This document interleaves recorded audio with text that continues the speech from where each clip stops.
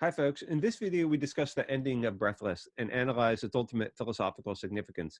In order to do that, I think we need to answer this question. Who counts as nihilists in the film? We looked previously at these three characters, Michelle, Patricia, and Lillian. I want you to pause your videos and decide which or whether all of them or none of them count as nihilists. Okay, that was your chance to pause your video and think about the answers. I think actually Michelle and Patricia are both nihilists, although in very different ways, whereas Lillian is not. Admittedly, Lillian's character is the least developed of the three. She does not get a lot of screen time, but the brief scenes in which we see her, she is represented as a very conventional person. She has a stable, well-paying job. She has money. She's not plagued by questions of her identity in the way Patricia is. She is not, young and restless the way in which Patricia and Michelle both are.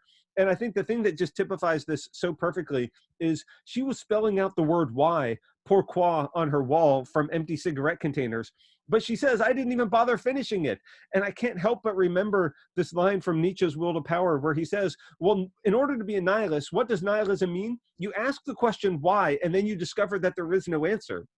This just shows precisely why Lillian is no nihilist. She's not even asking the question why. She is not plagued by anxiety, by existential angst from the lack of meaninglessness in the universe. She is getting that from conventional sources. And I think this really highlights how different she is from both the characters of Patricia and Michelle. Michelle, I think, is clearly a nihilistic character. This comes across in so many lines of dialogue. One of the nifty ones is when they're discussing this quote from Faulkner, between grief and nothing, I will take grief. Michelle, of course, says, grief is stupid.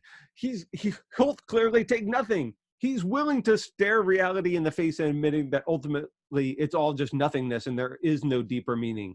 We see this in so many different lines of his dialogue. Like one other place, he's spouting off these tautologies, lovers love, informers inform, that's life. We see some foreshadowing, of course, because Patricia does become the informer who informs later on him. But I think what Michelle is saying in these tautologies is there is no deeper reality. We are just defined by our appearances. The surface is all that there is. You are just defined by what you do, maybe in Sartre's sense. I think this is a deeply Nietzschean idea that the surface reality, appearances, is all that there is. And there is no deeper, there's no ultimate beyond or reality hiding under the surface appearances. So I think this is actually a deeply Nietzschean bit of line of dialogue. Now, Patricia is the flip side.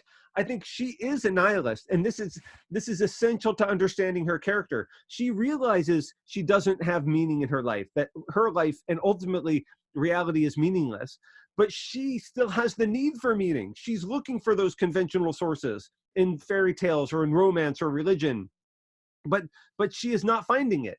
She's precisely experiencing the angst and trying to deal with it, and so far unsuccessfully. So, this is one of those scenes, she is a tragic character. This is one of those deeply self-referential scenes because they are in the movie theater looking at each other just like movie characters as they are watching movie characters on the screen. Or another very self-referential way in which the film confronts this is it interviews a pompous writer. And of course, Godard can't help but, make fun of himself slightly because he has these deep lines about, lovers love and all sorts of deep points about love and meaning in his movie, and he's making fun of a writer who says deep and pompous things about love and death in this interview. Patricia says, what's your greatest ambition in life? And he says, to become immortal and then die. In this self-important, this faux deep way. I think we are supposed to laugh at this writer and his pompousness, and Godard therefore is having a little fun at himself. He is realizing, he's admitting that he is making a movie about these deep themes, but that he doesn't even take it that seriously. Of course, I think there's something very Nietzschean in this as well, which I'll talk about when I discuss the formal features of the film. So just like that writer who's talking about love is all one can believe in. This is where Patricia is looking for meaning. She has this need, or she has a lack of meaning in her life, and she looks for it in a conventional form, in a romance, in a love story, in a fairy tale. So this goes back to this bit of dialogue about Romeo and Juliet. And she sees that Michelle is no good partner for her. Michelle is no Romeo. She says to him, you said you couldn't live without me. but of course, she says, follows it up, but you certainly can. She sees through him. She realizes that he's not a good romantic partner, somebody who can exist in a unconditional commitment to her, because what she wants is real meaning, like unconditional commitment. She has this great line: Romeo could not live without Juliet, but you can. Here we see this sort of Kierkegaardian theme, that she is somebody who's seeking for some deeper meaning in life. She is the person who sees that she's lacking meaning in her life. She lives in a type of realization of that nihilism without fully being able to confront it. So here we have some other really great lines of dialogue about what her angst is. She says, we say sleeping together, but it's not true. She's feeling that kind of isolation and anxiety because she doesn't have that deep connection to someone else that's providing that relational sense of meaning to her in her life. Now, you might think this is why Michel condemns her. So remember the ending of the film, the thing that we're trying to understand when he says this line, it's a real scumbag, or it's disgusting. I think it's a very common way to read this line as he is mad at her for turning him in because he realizes she informed on him. And that's the meaning of this line. In fact, I think that is not at all. That's a complete misunderstanding of this line. But what the line relates to and the traditional interpretation of it is Michel does these faces where he mimics these faces, like pursed lips and stuff that he did previously in the film. When he did that earlier in the film, he was in a sense mocking Patricia for her as acting in life, that she is not actually living authentically. She is play acting when she's getting upset at him or she's pouting. And he did those faces earlier to mock her a little bit, or to call out her inauthenticity. And so I think the common reading of the movie, the ending, is he's saying she's a scumbag here, or he's being negative about her, and that ties in with his negativity in these faces. I think those faces actually mean something completely different, and so does this line of dialogue. So I'll say what I think it means in a minute, but I just want to give you the chance. You can pause your videos here again before I ultimately tell you my interpretation of the film, so that you can try to work it out and you just don't listen to what I have to say about it. So the thing that we're trying to understand when we get to the meaning of the film, the ending, is what is going on with Patricia? What do we think of the meaning of her actions? Because she calls up the police and turns him in. Does that mean that she is the conventional ethical hero, returning to conventionality? Or does she do it for some other reasons? Well, let me go back to my interpretation of the two characters, and then I'll say what I think the ending means. Michel, in my opinion, is the Nietzschean character. He is the person who is attempting to live as a Nietzschean free spirit. He is living by his own values, by surface appearances, not because he's guided by religion or ethics in any way. And he is, I think, the quintessential active nihilist, or he is at least the character who is attempting to be an active nihilist. Whereas Patricia, I think she is what Nietzsche would call the passive nihilist. She's the person who can't figure out a way to make meaning, and is in a sense not represented as powerful and as a meaning creator in her life, but she is plagued by despair because of the meaninglessness of reality, because the conventional sources of meaning in her life she has found wanting. Okay. So this is their situations throughout most of the film. But what you might have noticed is they flip-flop at the end. So my interpretation of the end of the film is it's a complete twist. What happens to Michel is he does not live up to his active nihilist ideals. Oh, excuse me, I need to mute that. He completely fails to be an active nihilist. And she actually becomes the active nihilist, or she becomes a meaning creator. She becomes the hero of the film. And this only happens in its very final seconds.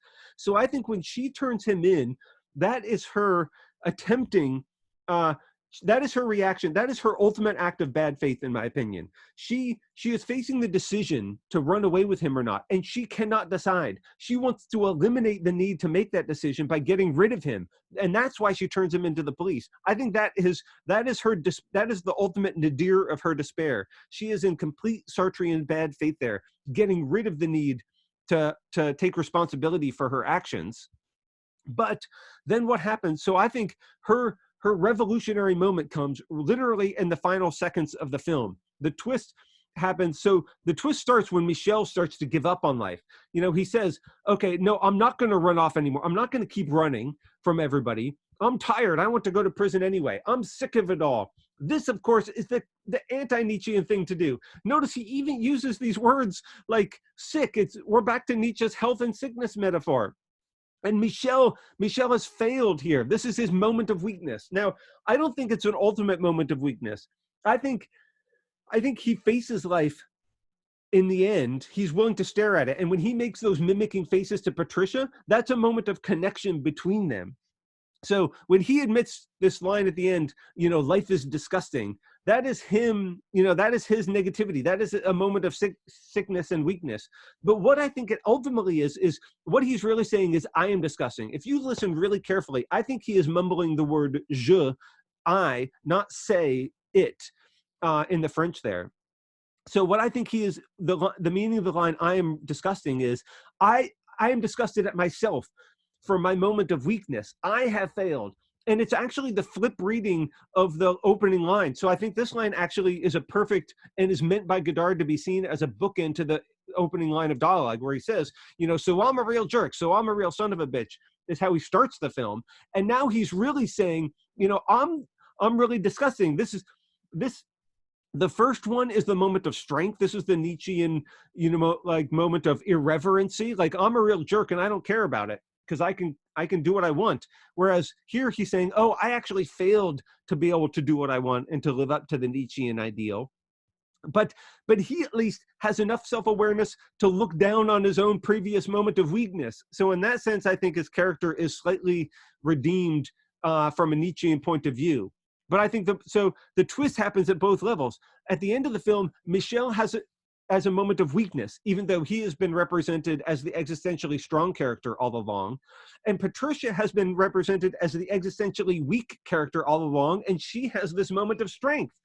So her final redemption literally comes from the last line of dialogue and the last 2 seconds of screen time, where she questions again, what does that mean, scumbag?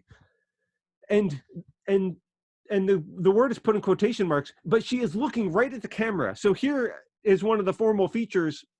This is Godard breaking the conventional filmmaking tools where you're not allowed to look at the camera. This is called breaking the fourth wall. And so this is a very self-conscious moment of the filmmaking. And look what she does. She does the Michel hand gesture of, rubbing her thumb across her lips. So this is her potential moment of awakening, that maybe reality is just all surface appearances, and she needs to now start creating and living actively and making her own values, realizing that style is what she needs to do to find in her character and live a stylistic, creative way in the world. Can she become a free spirit? This is her moment where she potentially has a bright Nietzschean future. So this, I think, is her complete reversal from how her character has been going along all along throughout the film. Okay, so that's ultimately what I think happens at the end of the film. It's redemption, or it's victory for her, and it's a moment of weakness and crisis for him. This raises an interesting question. This dual nature of the character of Michel. He doesn't really live up to the artistic free spirit. He has this moment of failure at the end, but we can still ask, is living the Nietzschean free spirit actually a way we want to be in the world?